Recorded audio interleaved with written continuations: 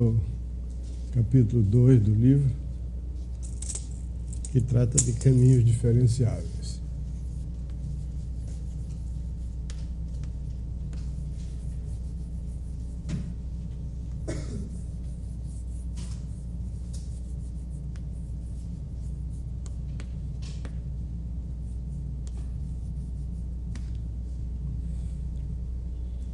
Nós sabemos que um caminho é uma aplicação contínua de um intervalo com valores em Rn.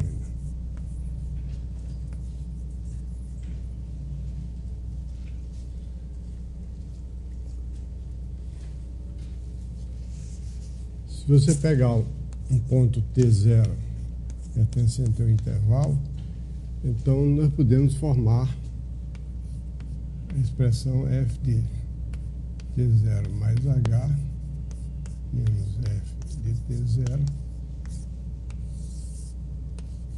sobre H. Caso o H seja maior do que zero e seja menor do que a distância de T0 à extremidade do intervalo, caso exista essa extremidade. Esse quociente, evidentemente, é um vetor do Rn que tem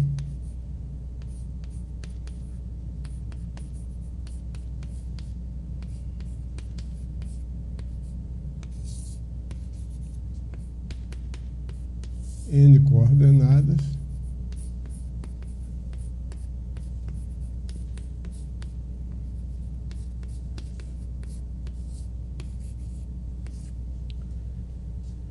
e, caso exista o limite, quando H tende para zero, desse quociente,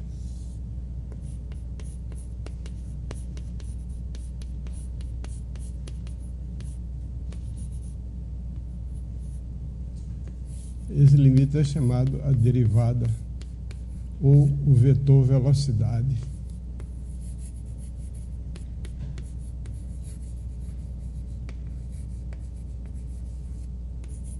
de f no ponto T0.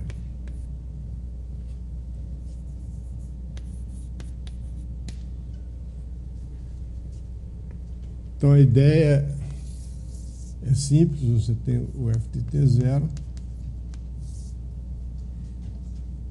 f de T0 mais H, então essa diferença f de T0 mais H menos f de T0 é esse vetor aqui, e quando você divide por H, você obtém um vetor que está sobre, se colocado com a extremidade aqui, ele fica sobre essa reta secante, e quando você faz o H tender para zero, se esse limite existir, esse limite é a velocidade. Se imaginar o f de T0 como sendo a trajetória de um ponto que se move no espaço em dimensões, então esse é o vetor velocidade. E esse vetor velocidade, naturalmente, tem como coordenadas as derivadas das funções coordenadas.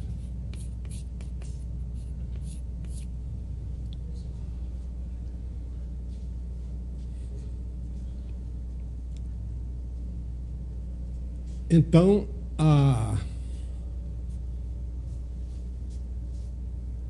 todo o estudo de caminhos diferenciáveis se reduz imediatamente ao estudo de funções de uma variável.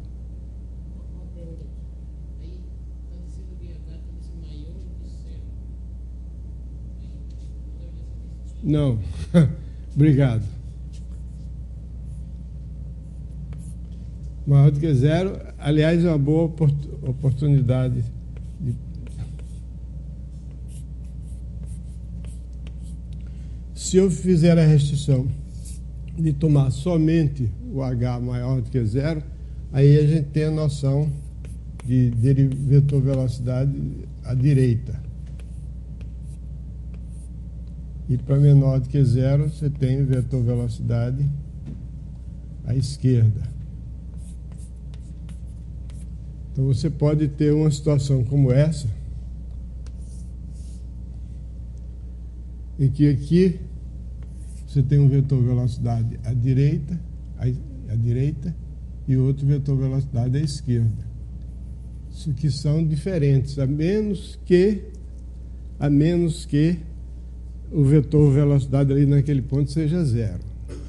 Isso não é uma condição suficiente, mas é necessário para que uma figura que tem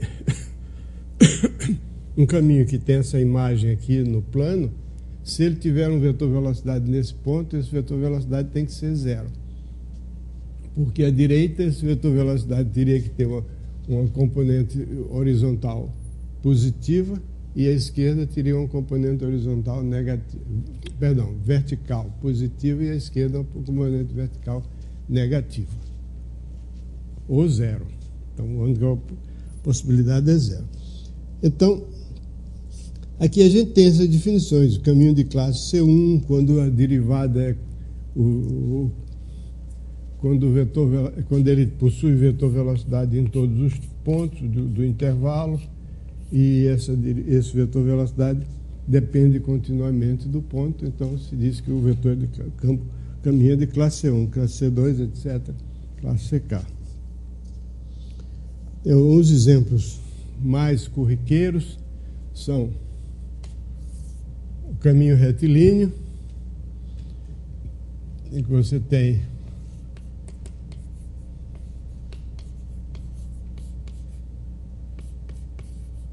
se A e B são pontos de Rn, então você tem o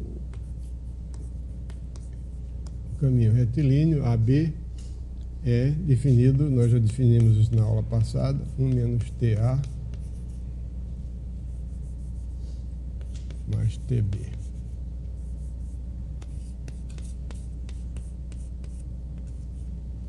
Então esse caminho tem vetor velocidade igual a B menos A em todos os pontos.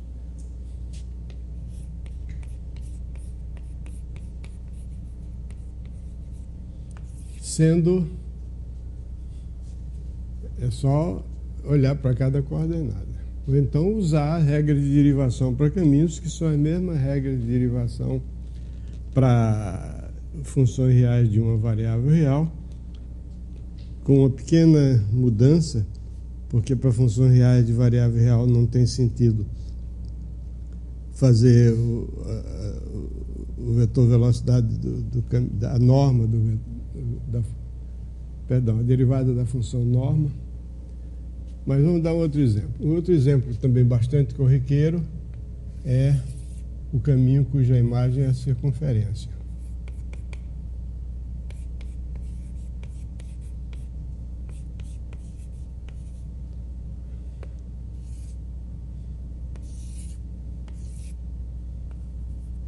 F de t é igual a cosseno t seno t.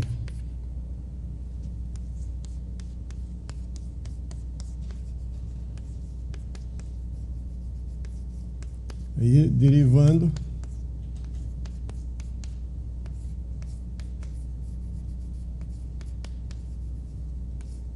então a gente vê que o vetor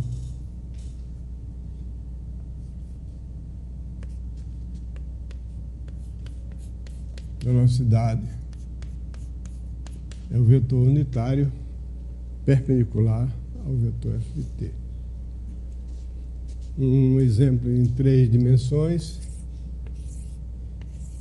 a gente pode dar assim, por exemplo, f de t igual a cosseno t seno t, t.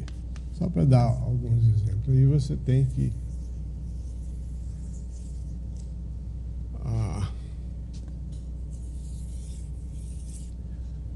a imagem é uma hélice e o vetor velocidade é obtido, o vetor velocidade tem sempre uma componente vertical de comprimento 1, ok?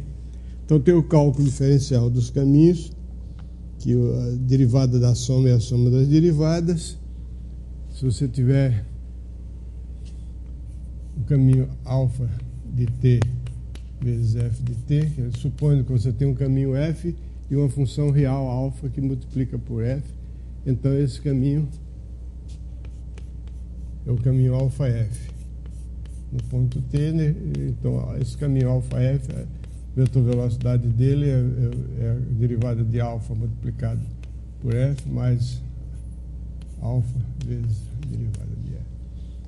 De um modo geral, quando você tem uma aplicação bilinear, essas coisas acontecem. Vale a regra do produto.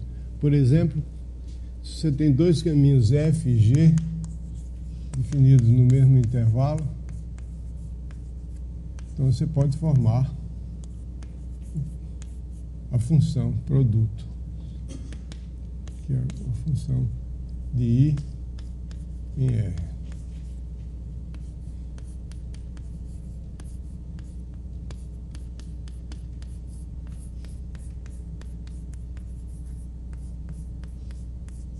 Então, a derivada desse vetor... Bom, isso aí é uma função real de uma variável real, cuja derivada no ponto t é igual a f' de t, produto com g de t, mais f de t, produto com g' de t.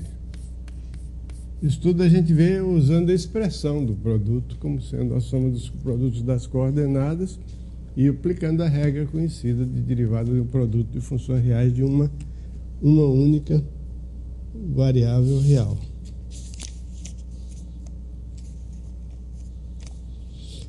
Bom, a primeira coisinha diferente que aparece, tem duas coisas diferentes que aparecem aqui. A primeira é a desigualdade, o teorema do valor médio.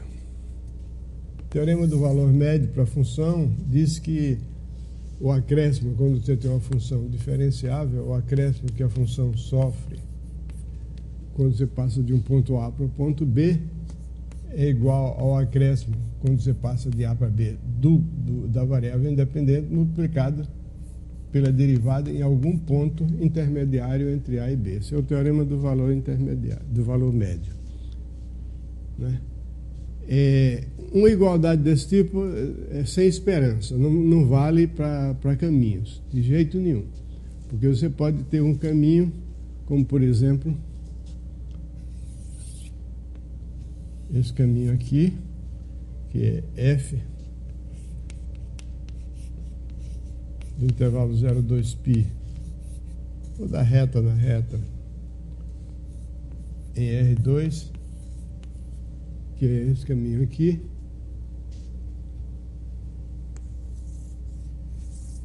cuja imagem é a circunferência, e então você tem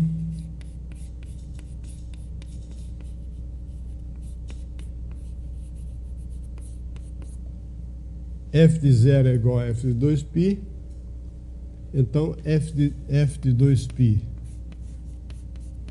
menos f de 0 é 0, mas se você olhar para f' de qualquer ponto t é sempre diferente de 0, de modo que a diferença f de 2π menos f de 0 é sempre esse acréscimo nunca pode ser igual a f' de c vezes 2π. Sempre. Porque a f' nunca é 0.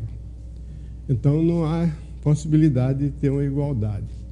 Mas vale, e é útil, uma desigualdade. A desigualdade do valor médio.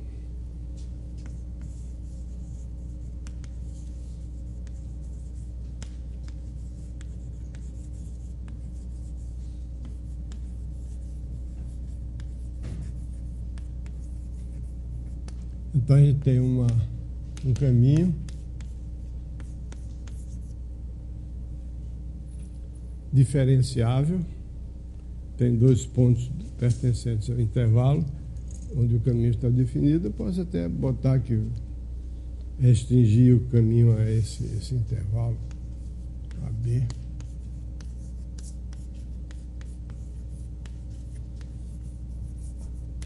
diferenciável, você tem A e B, então f de B menos f de A não tem possibilidade de ser igual a um valor intermediário multiplicado por B menos A em geral. Então o que a gente pode dizer é o seguinte: é igual a menos, menor do que ou igual a MB menos A, onde supondo que M é maior do que ou igual a derivada do modo da DVA para todo T pertencente a B. Quer dizer, se a derivada, o vetor velocidade, nunca passa de M, então a distância percorrida, quer dizer, a distância entre, percorrida não, a distância entre o ponto de saída e o ponto de chegada, isso não é a distância percorrida. Você pode dar várias voltas e voltar para o mesmo ponto. Essa diferença é menor do que a maior velocidade multiplicada pelo tempo de percurso, o que é uma coisa bastante razoável na prática, né? A demonstração, bom, demonstração tem um truquezinho, a gente define φ, então para provar isso, define uma função φ do intervalo AB, função real, assim, φ de t é igual a f de t multiplicado por b menos a. Ligeiramente artificial essa demonstração, mas quebra o galho. Existem demonstrações mais elaboradas que consistem em pegar e enfrentar a situação, mas fica mais longa. Então, essa aqui é mais simples. Então, essa é uma função. Se o caminho é diferenciável, então φ é diferenciável também. Ok? Então, φ é diferenciável e a derivada de φ é uma função que tem derivada e a sua derivada é igual a f' de t vezes b menos a. Então, essa derivada, essa função φ é uma função real de uma variável real, então para ela vale o teorema do valor médio. Então você tem que φ de b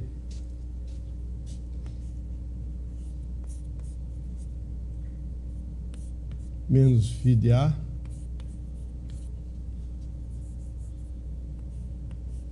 é igual a φ' de c vezes b menos a. Para algum C entre A e B. Agora é só ver o que é φ de B menos φ de A. φ de B menos φ de A é B menos A, produto interno por B menos A. Ou não? É F de... Não, φ de B menos φ de A é F de B menos F de A, produto interno por B menos A, não é isso?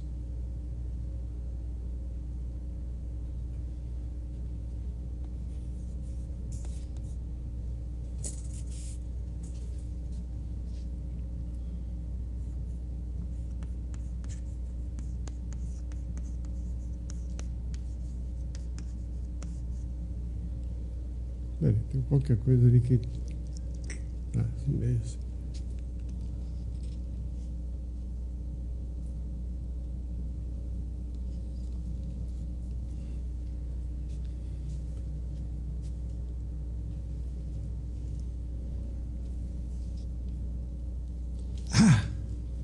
Desculpe, que eu não decorei direito o meu script. Isso aqui é F de B menos F de A, claro. O que eu escrevi não fazia o menor sentido. Aí agora eu passo a culpa para vocês. Ninguém reclamou nada. Fiz um produto interno de um vetor por um número, eu botei o sinal de produto interno, ninguém disse nada. O que há com vocês? Não estou reconhecendo. Precisa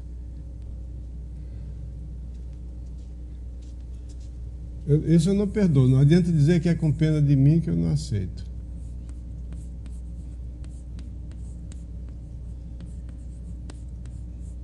Agora, φ de B menos φ de A. Está aqui escrito, eu apaguei, mas vou escrever de novo. φ de B menos φ de A é igual a f de B menos f de A, produto interno por f de B menos f de A. Então,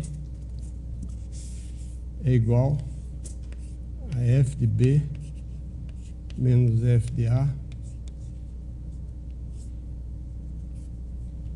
norma ao quadrado.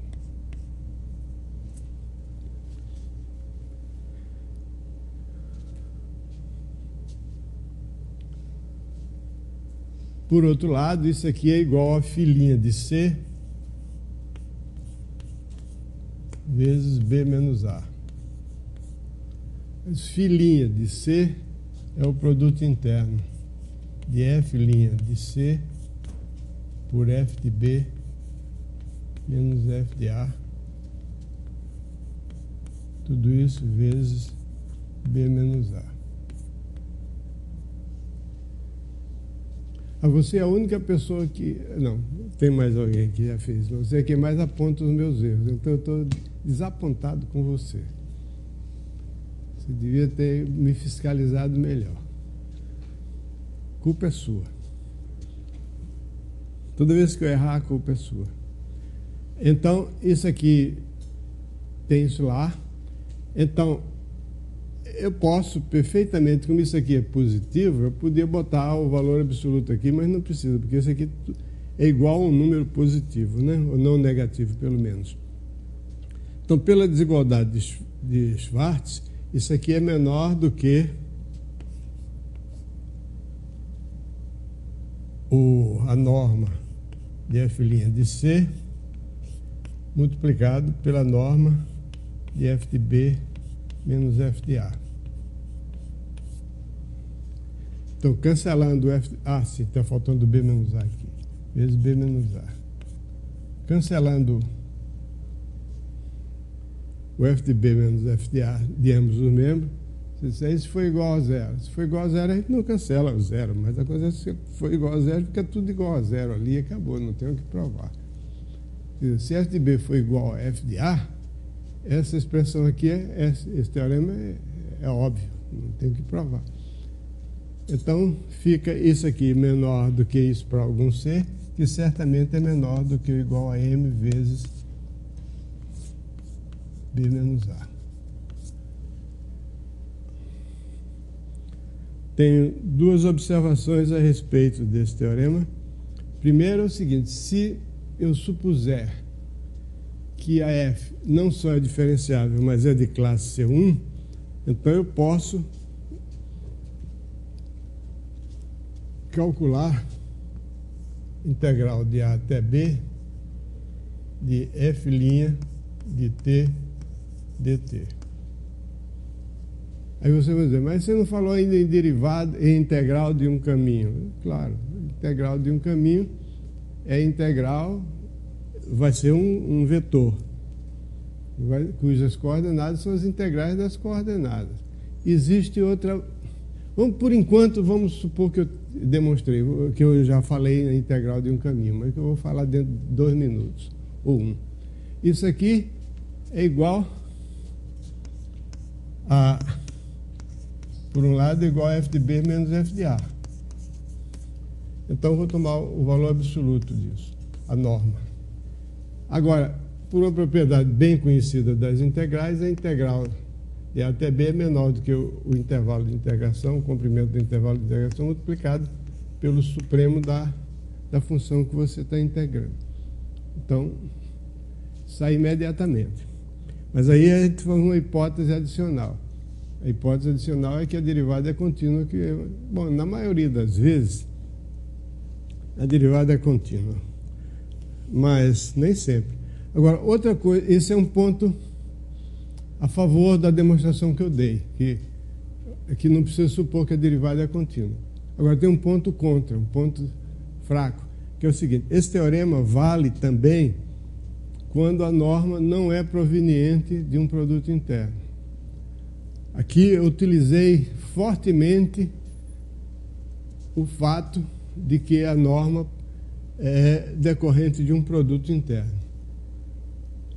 Esse teorema vale quando é uma norma qualquer, mas essa demonstração só se aplica no caso em que ela é decorrente do produto interno. Então, se quiser ver a demonstração no caso qualquer, tem que olhar no livrão. E nesse aqui não tem. Mas não vale a pena porque nós estamos considerando sempre, ou quase sempre, a norma proveniente de um produto interno. Então, aí tem também, vale todas aquelas coisas que valem para integrais de funções de uma variável. A diferença maior é exatamente a desigualdade do valor médio, que no caso de funções de uma variável é a igualdade do valor médio, não é desigualdade. Bom, então vamos falar rapidamente sobre a integral. Tem a derivada de um caminho. A derivada do caminho tem como é um vetor cujas componentes são as derivadas das funções coordenadas. E a integral do caminho poderia ser definida assim. Simplesmente dizer, olha, se você tem um caminho, que é uma função contínua, então a integral de A até B do caminho seria, por definição, observe que eu estou dizendo seria, a integral, o caminho cujas funções coordenadas são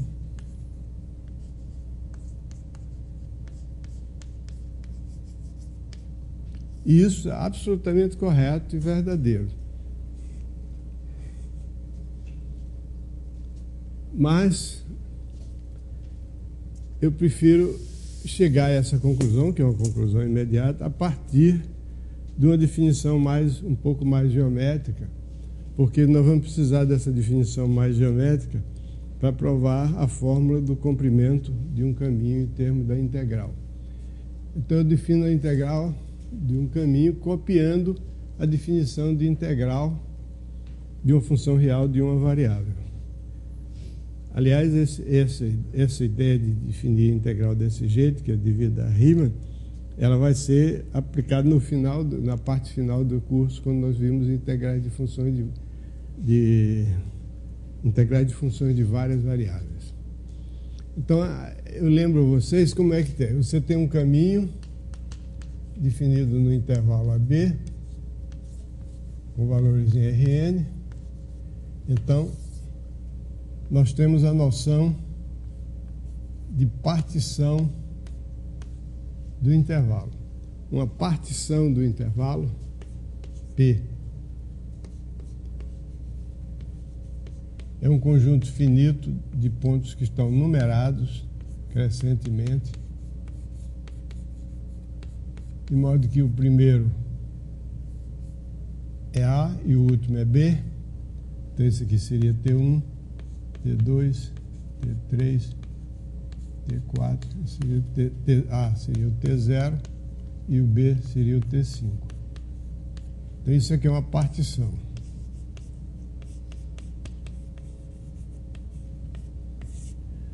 Eu digo que uma partição é mais fina do que outra quando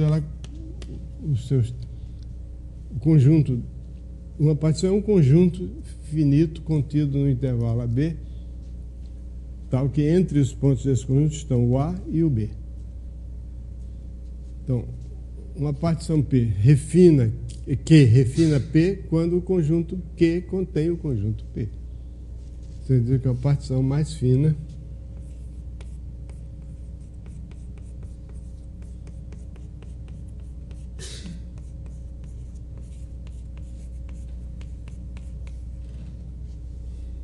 Mais fino do que P.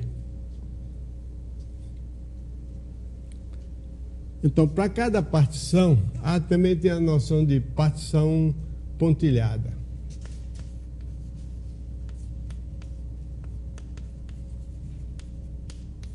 que é uma partição pontilhada? É uma partição P, na qual eu tomei um ponto em cada um dos intervalos da partição. Quer dizer, eu tenho aqui um ponto XI1, no intervalo AT1, um ponto XI2, no intervalo T1, T2, um ponto XI3, um ponto XI4 e um ponto XI5 aqui. Então, quando eu escolho em cada um dos intervalos da partição um XI,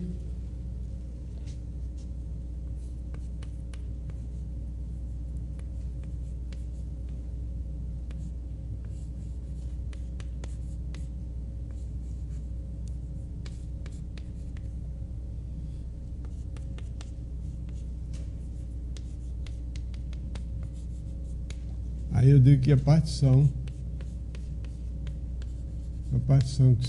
pontilhada.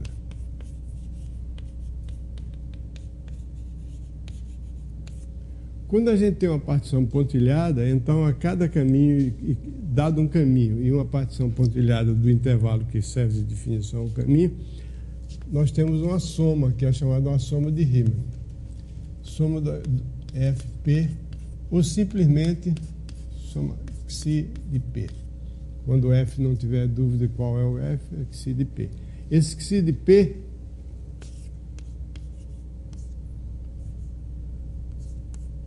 é simplesmente a soma desde I igual a 1 até K de F de XI vezes TI menos 1.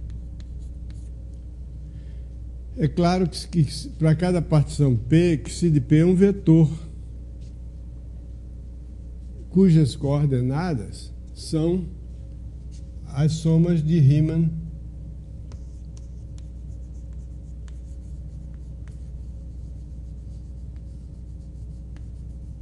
das funções FI. Quer dizer, o XI de P tem como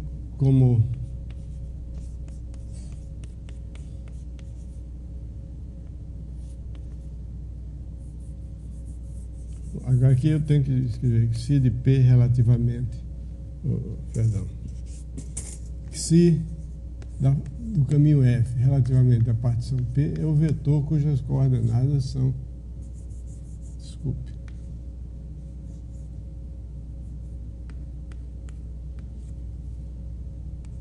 tem que ser uma partição pontilhada. Então é um vetor cujas coordenadas são as somas de Riemann relativamente às funções coordenadas.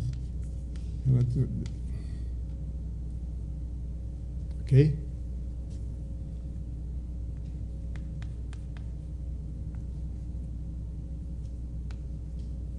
De variando de 1 até n. Então é um vetor do Rn, que tem essas coordenadas.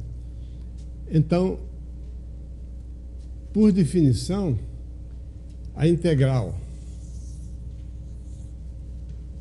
do caminho F, que é uma função contínua, entre A e B, é, por definição, o limite de XI de P estrela quando a norma da partição P tende para zero. Eu estou indo assim meio depressa, porque eu suponho que todo mundo aqui está familiarizado com o volume 1 desse livro. A norma da partição é o maior comprimento de um intervalo da partição. A norma tendendo para zero significa que todos os intervalos daquela partição tendem simultaneamente para ter comprimento zero. Então, a norma de uma partição é o maior comprimento de um intervalo da partição. Por exemplo, a norma dessa partição aqui é o comprimento desse intervalo. Então, esse limite é, por definição, a integral.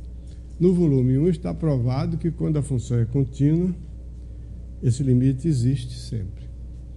E não depende da forma como se pontilhou a partição. Você pode escolher à vontade os pontos que se ir em cada um dos intervalos, o resultado não é afetado por essas escolhas. ok? Daí resulta imediatamente que esse limite, como todo limite de um vetor é um vetor cujas coordenadas são os limites das coordenadas, então vale isso aqui automaticamente. Ok? Portanto, vale o teorema fundamental do cálculo, que eu mencionei aqui. Esse teorema aqui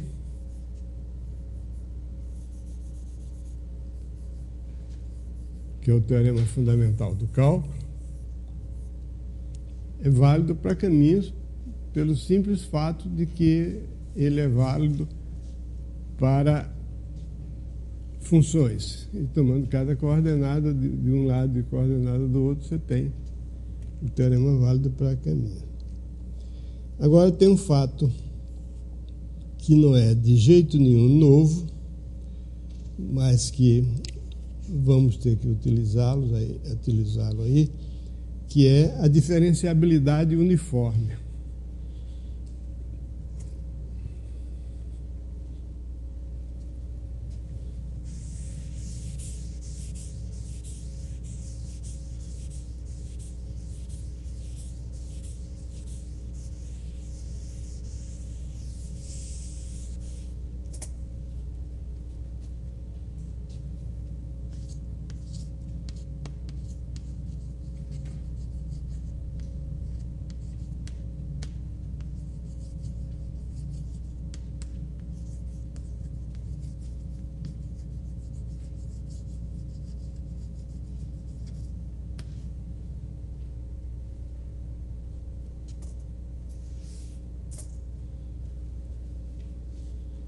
Engraçado, eu mencionei aqui a derivada do produto interno, mas não mencionei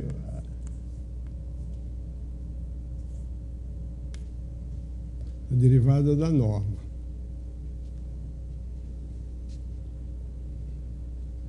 Derivada da norma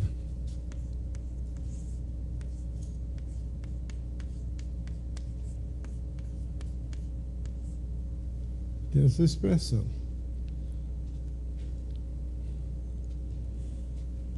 Parece ser complicada, mas não é. É só você usar o fato que a derivada, a norma, ao quadrado é igual ao produto interno de F por F. Então, a norma ao quadrado é uma função diferenciável e se não se anula, ela é diferenciável. Supondo isso, é claro que essa forma é quando a norma não é zero em nenhum ponto. Então, derivando aqui,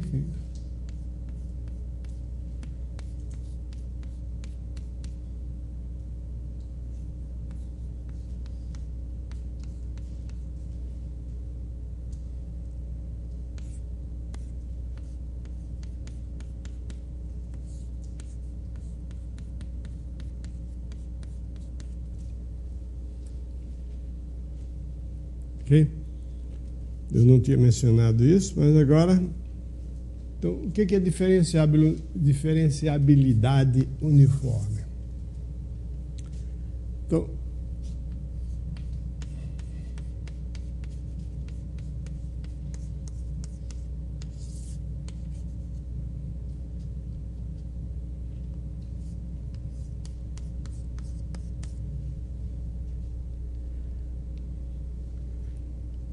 de acordo com a definição, como f' de t é o limite quando h tende para zero dessa expressão aqui, para cada t fixo dado,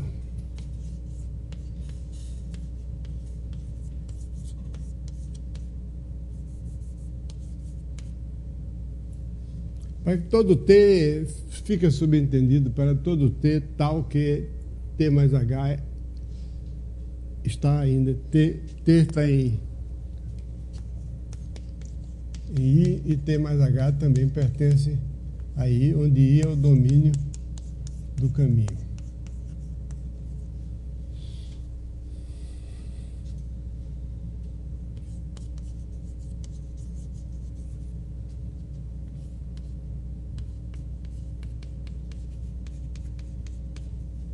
Para todo epsilon e todo t tal que t e t mais h pertence a I, existe um delta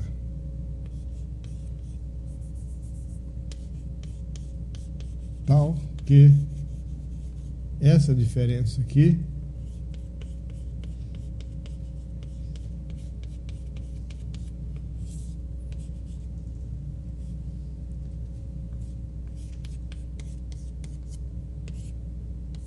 é menor do que epsilon.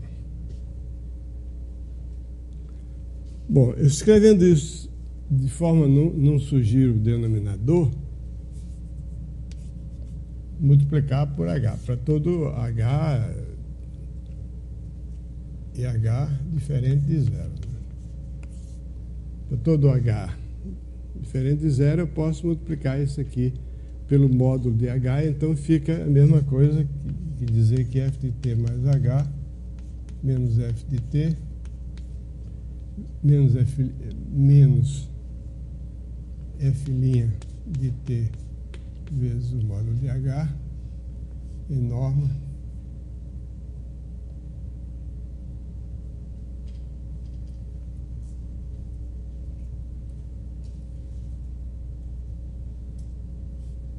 é menor do que epsilon vezes o módulo de H.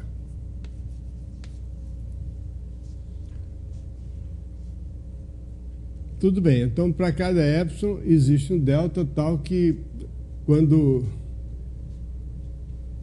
H é menor do que delta e é maior do que zero, quer dizer, o módulo maior do que zero significa que o H é diferente de zero, que vale isso aqui.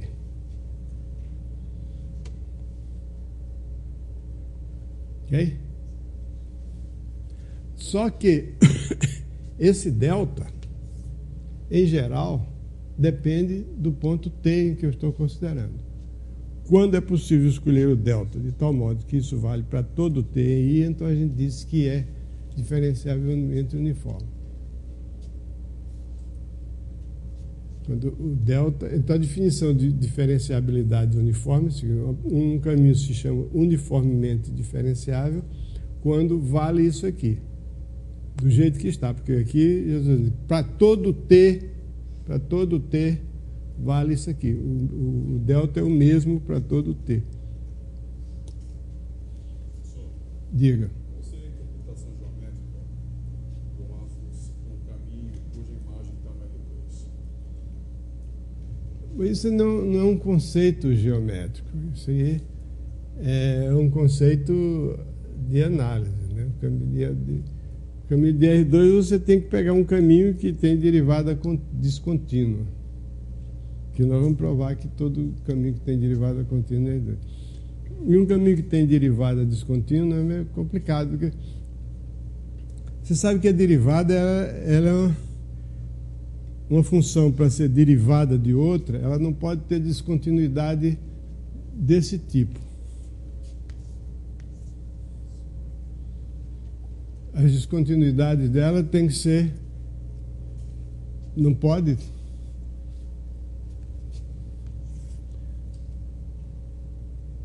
uma função cujo gráfico é esse aí, que eu acabei de esboçar, não pode nunca ser derivada de nenhuma função.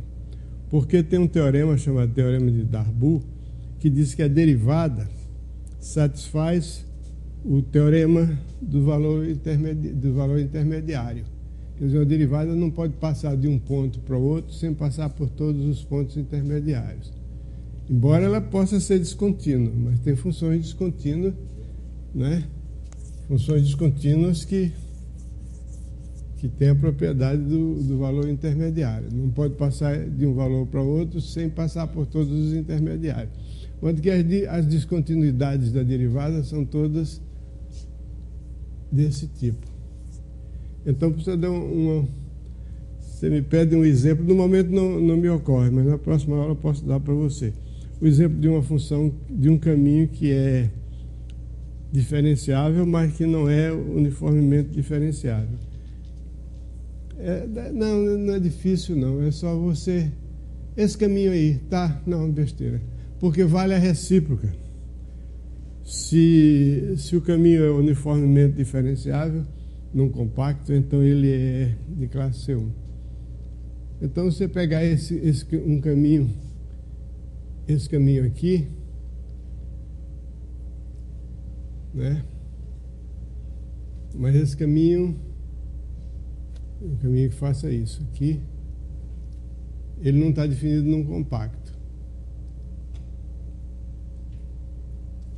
Então você pode botar um caminho. Isso aqui não faz parte do caminho, não. É só um balizamento.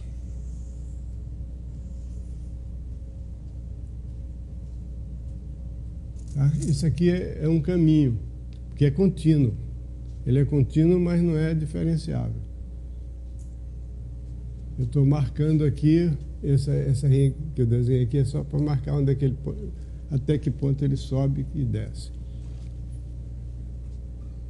Então ele não é diferenciável nesse ponto aqui. Então se você olhar para o intervalo aberto, ele não é uniformemente diferenciável no intervalo aberto. Porque se fosse uniformemente diferenciável, a derivada se estendia ali naquele ponto. Mas eu não sei, eu vou pensar melhor para dar um exemplo para você na próxima aula. Bom, de qualquer modo, o teorema é o seguinte.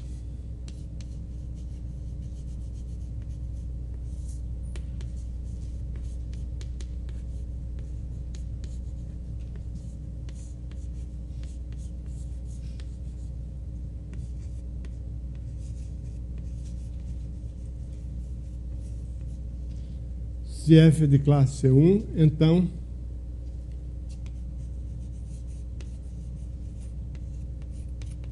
é uniformemente diferenciável.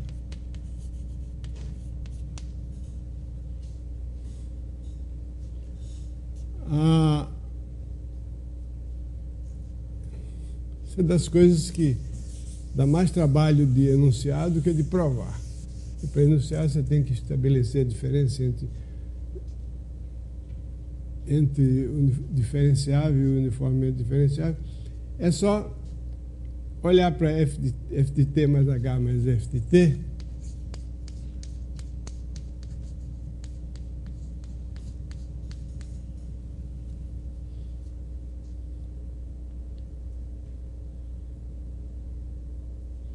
F de t mais h menos f de t é a integral entre t e t mais h de f' de s ds. Esse s é simplesmente uma variável que varia entre t e t mais h. Então, essa diferença aqui, essa diferença que está ali, que eu não vou repetir para não perder tempo, essa aqui é a integral, é o valor absoluto da integral entre t e t mais h de f' de s ds menos a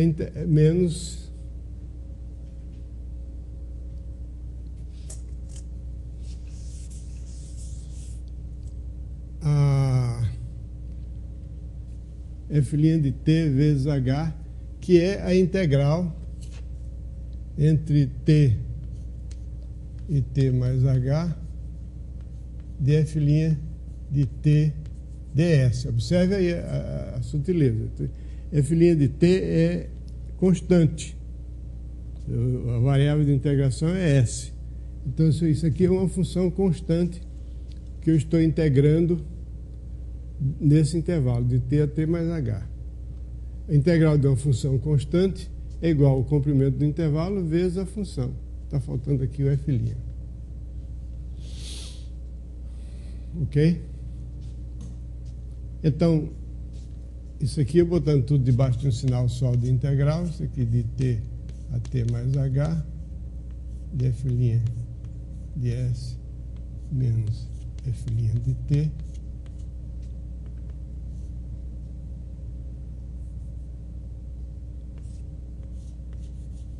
ds.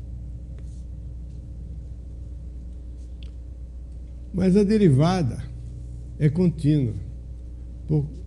Alguma dúvida? Esse seu franzido dos olhos é para enxergar, não é para pensar que tem qualquer coisa que você não concorda, não. Então, isso aqui, F' de T menos F' de S, né? Como a derivada é uma função contínua, é uma aplicação contínua, num compacto, que é o intervalo AB, então ela é uniformemente contínua. Então, para todo epsilon, e todo T, não importa, e todo T e todo S, existe um delta tal que... Então, dado epsilon, existe um delta tal que H menor do que delta. H é o comprimento em módulo, o módulo de H é o comprimento desse intervalo. O H pode ser negativo, positivo, não importa. Isso aqui implica que F' de S menos F' de T menor do que epsilon sobre... Está faltando qualquer coisa? Não, está faltando nada não. Sobre B menos A.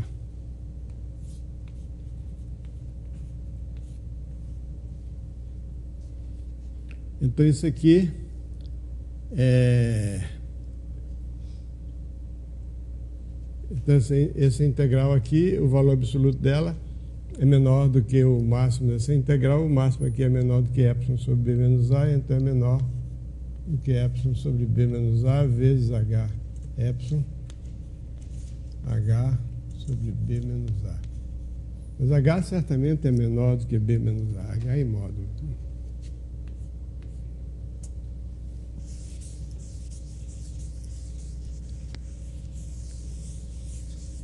Ok? Que isso aqui é menor do que 1. Menor do que ou igual a 1.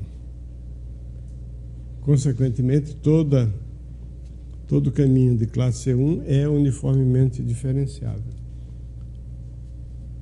Eu usei nesse argumento aí o fato que é integral de A até B. A integral de A até B de F de T dt em norma é menor do que ou igual a integral.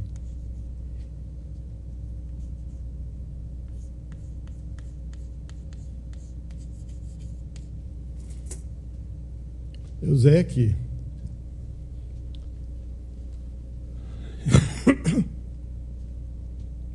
Acontece que eu não provei isso. Também não estou querendo dizer que isso é difícil de provar. Isso resulta do fato de que isso aqui é limite da soma P, que é a soma de F de Xi TI menos 1. Depois eu passo ao limite quando a norma de P tende para zero, mas coisa cujo limite, esse aqui são os valores aproximados disso aqui. São as somas de Riemann, são os valores aproximados dessa integral, os quais convergem para essa integral. Enquanto que essa daqui também é o limite de uma soma de valores aproximados, que são F de Xi TI menos 1, TI menos TI menos 1. Veja bem, aqui eu quero mostrar que esse número é menor do que ou igual a esse. Agora, esse número é o limite desses números aqui. São o valor absoluto disso aqui. Enquanto que esse número aqui é o limite disso aqui. Agora, qualquer que seja a norma da soma é menor do que ou igual à soma das normas. De modo que verdade é que cada soma dessa é menor do que ou igual a essa aqui. Então, no limite, é menor do que ou igual. Esse fato é que me levou a definir a integral de um caminho por meio daquele limite de somas parciais, em vez de definir pura e simplesmente a integral de um caminho como sendo o vetor cujas coordenadas são as integrais das coordenadas desse caminho. Porque a norma nem sempre é definida em termos das coordenadas. As três normas que nós vamos considerar quase sempre aqui são assim, definidas em termos das coordenadas, mas a gente pode considerar a norma, eu já mencionei aqui. Por exemplo, um ponto no Rn pode ser considerado como sendo os coeficientes de um polinômio de grau de n-1. E eu posso definir um monte de normas a partir daí, dizendo que a norma de um vetor é o sup do valor absoluto desse polinômio no intervalo 0,1, no intervalo 2,3, no intervalo 5,8, qualquer intervalo. Então eu tenho várias normas que não são definidas em função como uma expressão explícita em termos das coordenadas. Bom, então toda função, todo caminho de classe 1 é uniformemente diferenciável. E para encerrar nessa última meia hora o capítulo 2, para a gente começar na próxima semana, dentro do verdadeiro espírito do curso, que é falar de funções de várias variáveis e suas derivadas, e funções implícitas e superfícies, etc. É análise n-dimensional. Então nós vamos encerrar isso falando em caminhos retificáveis.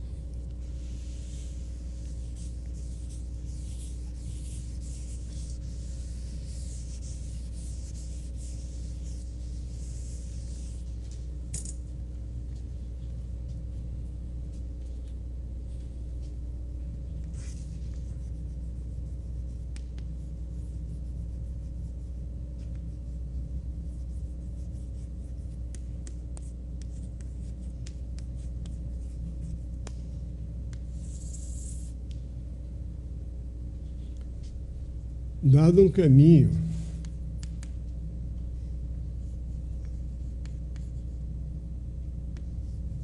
definido no intervalo compacto Rn, AB,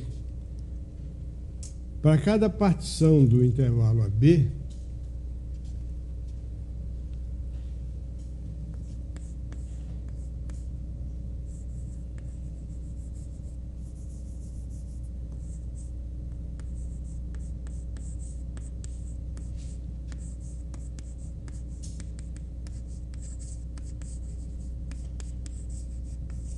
cada partição do intervalo AB, eu associo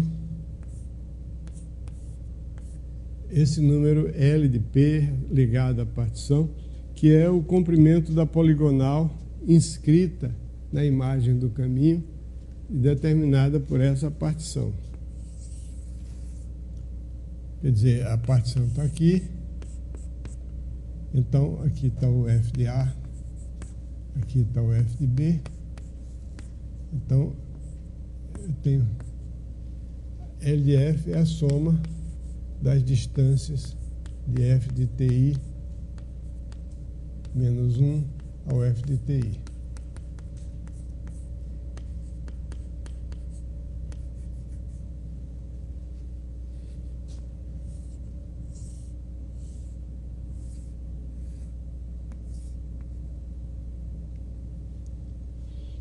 Então você tem a partição, você tem aqui o F de TI, aliás, F de TI menos 1, aqui o F de TI.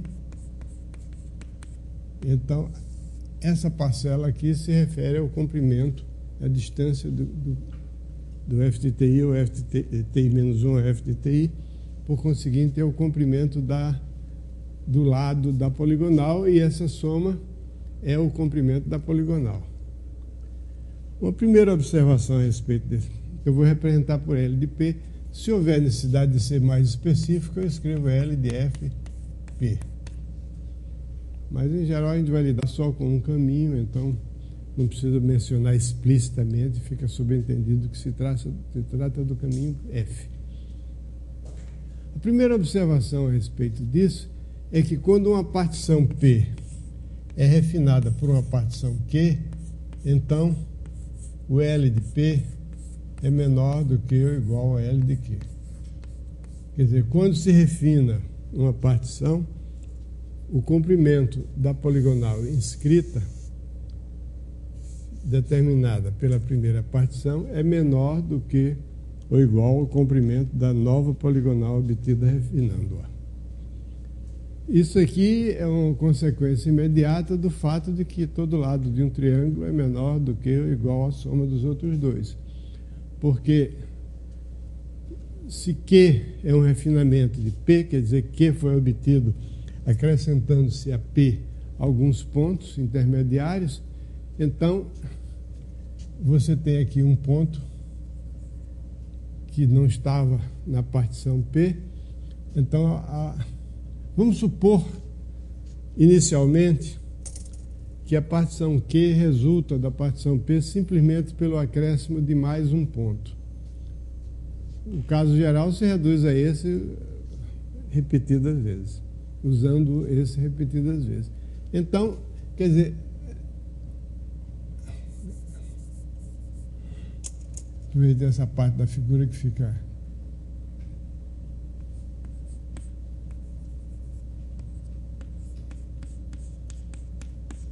Então, a nova partição contém esse ponto aqui, que a antiga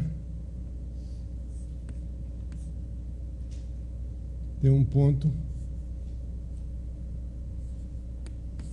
que a antiga não continha. Vamos chamar de Q.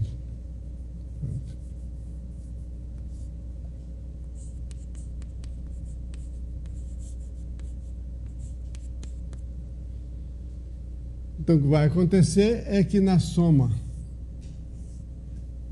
relativa à partição Q, o L índice Q, essa parcela FTTI menos 1, FTTI menos FTI menos 1, da parcela, essa parcela da L de P, fica substituída por a soma dessas duas parcelas aqui, que a soma é maior do que a outra pela desigualdade do triângulo. Então, isso aí é mais ou menos claro. Ok? Então, quando se refina uma partição, os comprimentos das poligonais não diminuem.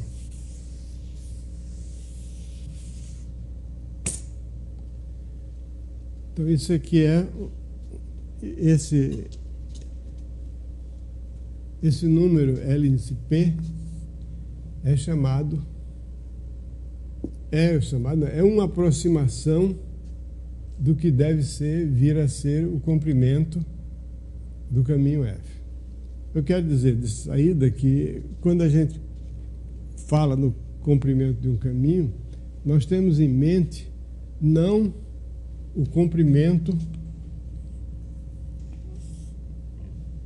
da imagem do caminho, por exemplo. Se a imagem é um segmento de reta, o comprimento de um segmento de reta, se o caminho for simplesmente esse, por exemplo, se isso aqui, por exemplo, for digamos, P, esse aqui Q, então o caminho for um caminho retilíneo,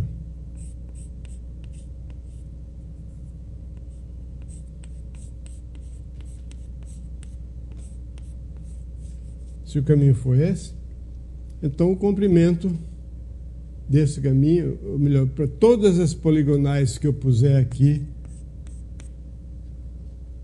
inscritas nesse caminho, as poligonais são todas iguais. Só tem uns pontinhos no meio, mas os comprimentos são todos iguais, igual ao comprimento de P menos Q.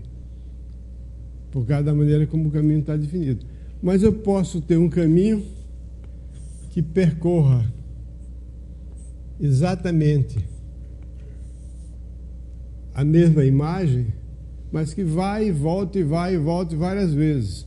Então, se você olhar para a imagem, né, o caminho, o espaço percorrido é o mesmo, mas foram percorridos várias vezes, então isso vai contar. Por exemplo, se eu considerar esse caminho indo e voltando, então vai ser o comprimento dele vai ser 2 vezes o comprimento do anterior. Então, o comprimento que nós vamos definir é o percurso total. Se você vai daqui a São Paulo e volta, você não percorreu 500 quilômetros, você percorreu 1.000, né? Mais ou menos. Foi e voltou. Embora a estrada é a mesma. Espero que você tenha ido pela Via Dutra. Ok. Então, o que é um caminho retificável? Então, é o seguinte, o caminho se chama retificável quando o conjunto F retificável significa que o conjunto de todos os LP, P, partição de AB, é limitado.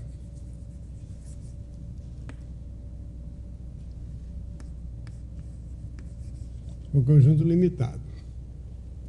Então, o sup de L de P para todas as partições P é o que se chama o comprimento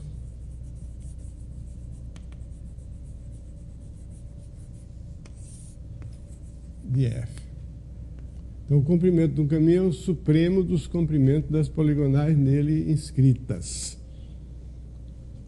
O caminho, o fato de todo caminho ser contínuo não implica necessariamente que ele seja retificável, porque você pode percorrer uma distância finita levando, ou melhor, você pode levar um tempo finito para percorrer uma distância infinita se a sua velocidade for aumentando cada vez mais. Quer dizer, acontece o seguinte, deixa eu dar um exemplo de um caminho. Novamente, eu vou pegar aqui a diagonal do plano e vou imaginar uma coisa que não vai ser o caminho que eu vou querer, mas vou começar com isso. Está aqui o ponto 1, está aqui o meio, está aqui 1/3, está aqui 1/4 e assim por dentro. Então aqui eu imagino um segmento de altura 1 aqui, um segmento de altura 1/2, um segmento de altura 1/3, um segmento de altura 1/4, 1/5, etc. Então, são segmentos, o enésimo dos quais tem altura tem comprimento 1/n. Como a série harmônica é divergente, a soma desses comprimentos verticais que eu desenhei ali é infinita. A soma de 1/n é infinita. Agora, eu vou, a partir daí, fazer, aqui está o 2, por exemplo, um caminho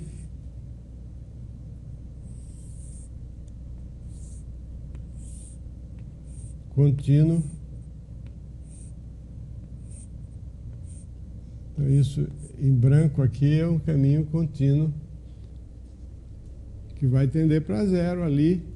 Mas é claro que a soma desses lados inclinados, desses triângulos isósceles que eu pus ali, é maior do que a soma dos segmentos verticais que eu tinha originalmente. Consequentemente, se aqui a série harmônica diverge, essa aí também diverge. A soma do comprimento. Então, aqui a gente tem um exemplo de um caminho contínuo de comprimento infinito. Eu podia fazer a mesma coisa para quem gosta de situações mais suaves, pega o seno de 1 sobre x.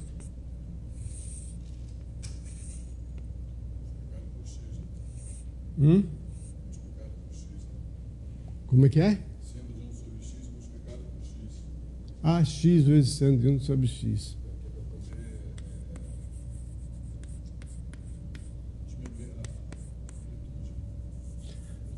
Vou fazer assim, f de t é t P seno de 1 sobre T. Quando T varia entre 0 e 2π, por exemplo. T positivo. E quando T igual a 0, 0. Ok? Então, pelo mesmo motivo, isso aqui também é um caminho contínuo. Caminho contínuo é um pleonasmo, né? É o caminho cujo comprimento é infinito. Se você fizer os L de Fs, aí vão ser um conjunto ilimitado. Então, esses são... Agora, então, o caminho se chama retificável, então é isso. O caminho se chama retificável quando esse conjunto aqui é um conjunto limitado. O conjunto de todos esses números aqui é um conjunto limitado. E o sup desse conjunto chama-se o comprimento de E.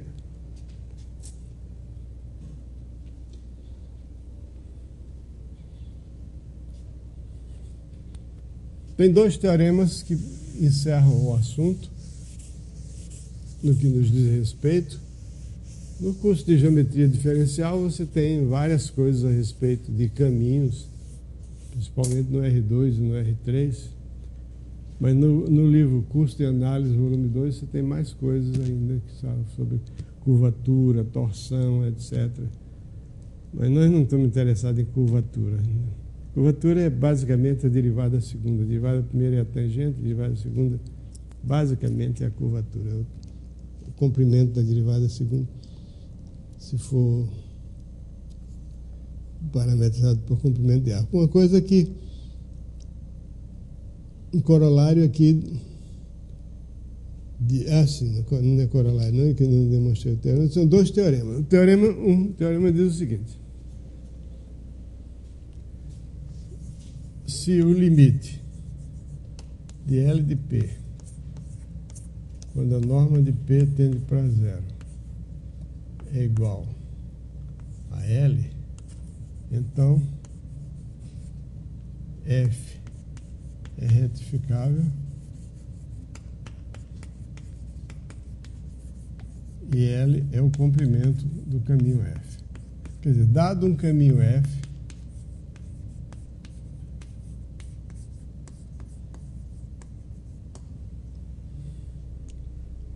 na verdade, vale a recíproca também, mas não vou usar a recíproca. Quer dizer, o caminho, em vez de definir como sendo o comprimento do caminho como sendo o sup desses números aqui, eu podia definir como o limite, é a mesma coisa. Por que o sup é a mesma coisa que o limite? Por causa daquela observação que eu fiz antes, de que quando você refina uma partição, o comprimento da poligonal inscrita na partição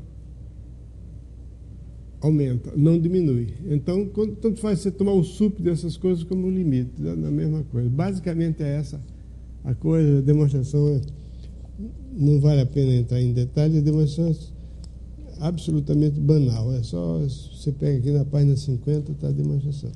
Muito mais interessante é o que vem em seguida. E aí está uma observação de que vale a recíproca, mas eu só vou usar essa parte aqui, de modo que eu não vou demonstrar.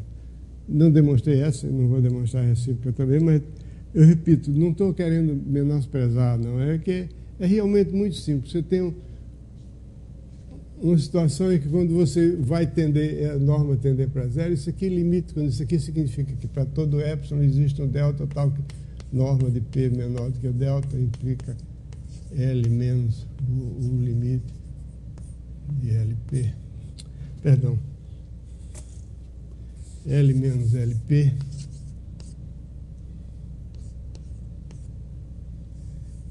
menor que epsilon. Aliás, eu não preciso nem botar valor absoluto, porque eu sei que os LP são todos, se existir o limite, os LP são todos menores do que o L.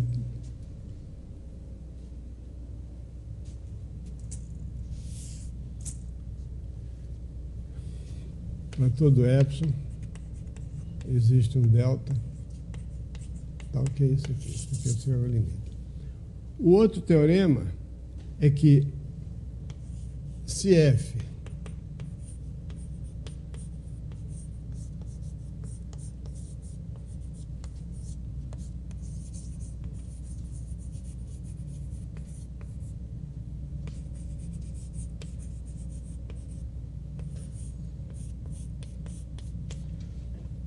Se o caminho é de classe C1, então ele é retificável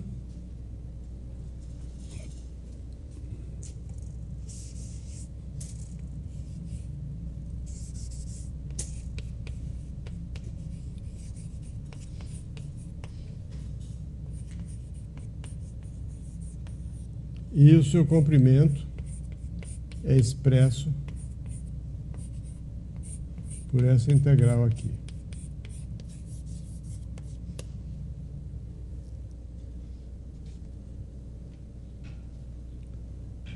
Quando a gente estuda cálculo, pelo menos quando eu estudei cálculo, esse teorema aparece. Você calcula. Agora, é frustrante você ver um teorema tão bonitinho, tão elegante. Na prática, não é fácil. São alguns exemplos muito bem escolhidos pelo autor do livro de cálculo, fazem com que essa integral aí seja calculável por meios elementares. De um modo geral, parece aí umas integrais elípticas que não têm expressão em termos de funções elementares. Que ao contrário da derivada, a integral, quando você quer olhar do ponto de vista de achar uma fórmula para integrar, é uma parada. Tem algumas coisas que não tem fórmula, pura e simplesmente. Funções que são definidas, o valor da função é essa integral aqui, ponto final, está encerrado. Então, é uma fórmula extremamente elegante, que na prática é o pesadelo dos professores de cálculo. E mais ainda dos alunos, que quando o professor, depois de muito esforço, consegue achar um exemplo, é um exemplo em geral muito difícil. Bom, então, eu tenho o seguinte. Por um lado, para cada partição P, eu tenho duas somas associadas a ela. Uma é L de P, que é a soma dos comprimentos das poligonais inscritas na partição.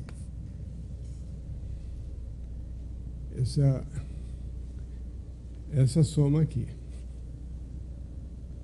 Esse comprimento mais esse, mais esse, mais esse, mais esse. FT menos FT menos 1. Por outro lado, eu tenho também essa soma aqui, que eu vou representar pura e simplesmente assim. Que são as somas de Riemann relativas a essa integral aqui que eu quero calcular. Quer dizer, eu vou pontilhar a partição tomando o extremo inferior do intervalo da partição, tanto faz, qualquer que seja o pontilhamento ou a pontilhação, vale. Então fica F' de TI menos 1, TI menos I menos 1.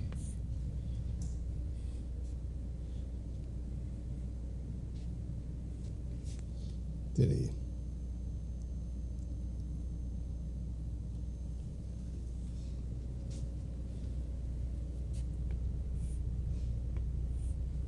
Que a integral, isso aqui é uma função real de uma variável real.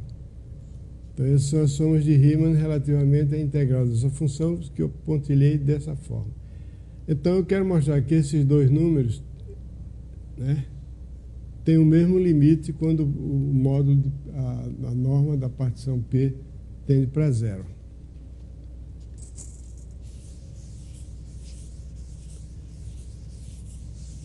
Para isso, eu vou usar aquilo que nós vimos antes, que a função, o caminho seno de classe C1, ele é uniformemente diferenciável. Então, significa que para todo epsilon,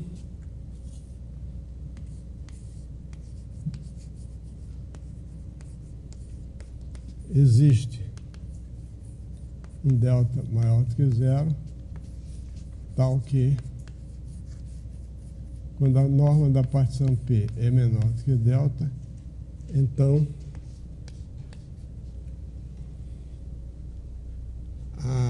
a diferença F de TI menos F de TI menos 1 é igual a F' de TI menos 1 multiplicado por TI menos 1 mais o número ρi vezes TI menos 1, onde ρi menor do que epsilon sobre B menos A. Vocês estão enxergando isso aí? A diferença TI menos 1 é o H. O H do teorema que apareceu ali no teorema de que toda aplicação de classe C1, todo caminho de classe C1 é uniformemente diferenciável. Isso aí porque é uniformemente diferenciável. Então isso significa que vale... Eu passei isso aqui para o primeiro membro. Na definição de uniformemente diferenciável, esse F de TI menos 1 aparece aqui no segundo membro, mas eu passo para lá botando sinal negativo. Ficou só a derivada vezes o acréscimo, mais um resto, que esse resto é pequeno. Basicamente, a ideia que nós vamos, inclusive, explorar sucessivamente ad nauseam, que é a ideia de que a derivada é uma aproximação linear com um resto de segunda ordem. Quer dizer, então, essa derivada é uma aproximação linear desse acréscimo, que o acréscimo é igual a uma parte linear mais um resto, que é um resto de segunda ordem, quer dizer, é pequeno de segunda ordem, quer dizer, ele é pequeno e, além disso, está multiplicado por uma coisa que vai ser pequena. Então, essa aqui é a definição de diferenciabilidade uniforme. De modo que, se eu fizer a diferença entre o sigma e o L,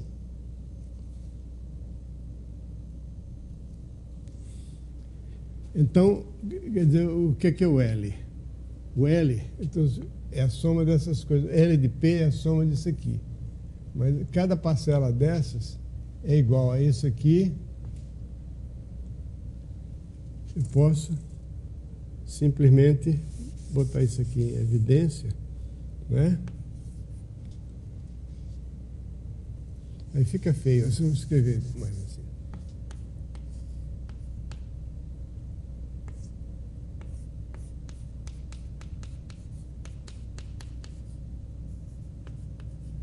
Ok? Só fiz botar o TI menos 1 em evidência. Então, isso aqui é o...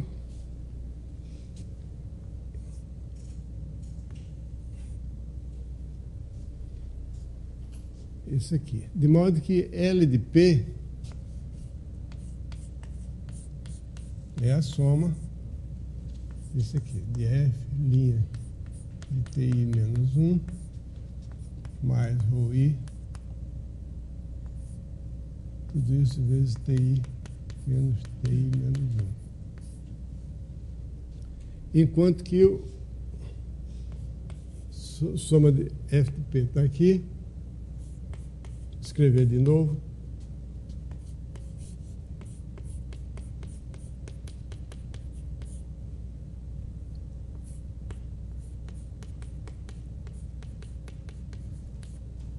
Então, vocês estão vendo que se eu subtrair isso aqui menos esse, isso aqui desaparece, sobra somente